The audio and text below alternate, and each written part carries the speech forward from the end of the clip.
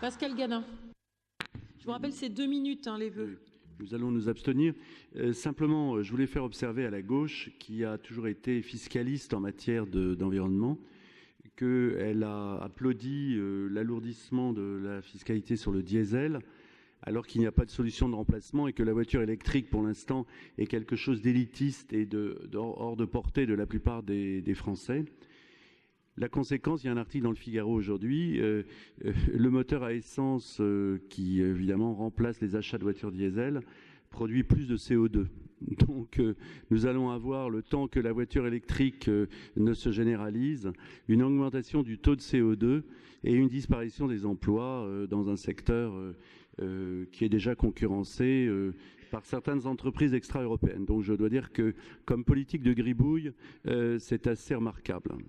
Mais comme évidemment, nous savons qu'il s'agit d'emploi et que contrairement à Madame Bringuy, nous pensons que l'emploi c'est important, même si l'environnement l'est également, nous nous abstiendrons simplement. Merci.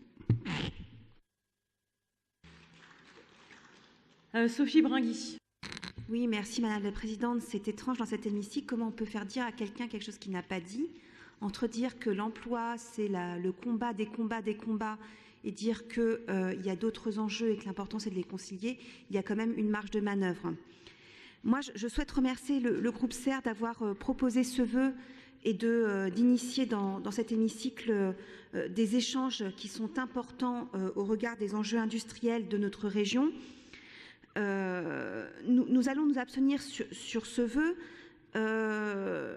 même si nous en soutenons l'idée, le principe et la dynamique, tout simplement parce que pour nous le spectre du vœu et de ses attendus est trop étroit.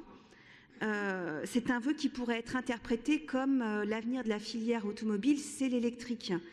Et pour nous, l'avenir de ce tissu industriel est beaucoup plus divers et large. Il y a un enjeu effectivement de développer les solutions électriques, avec quand même des difficultés qui vont se poser quoi qu'il arrive, puisque un emploi dans l'électrique ne vaut pas un emploi dans le thermique, et que quand on passe d'un moteur électrique, d'un moteur thermique à la batterie, il faut 20 fois de pièces en moins. Ça diminue de 38% la production côté fournisseur, de 17% la production côté constructeur et donc d'au moins 20% la main-d'œuvre. Donc il y a un vrai enjeu d'emploi qui va se poser, quelle que soit la réussite de la conversion de la filière. Et donc nous aimerions qu'il y ait un travail sur les enjeux de diversification, notamment par rapport à la sous-traitance vis-à-vis des énergies renouvelables, un travail sur la relocalisation par rapport à la filière batterie, et c'est une demande forte au niveau européen des professionnels, et aussi un travail sur les enjeux de mutation, notamment par rapport à l'économie de la fonctionnalité, comme le fait Atemis en ce moment. Voilà.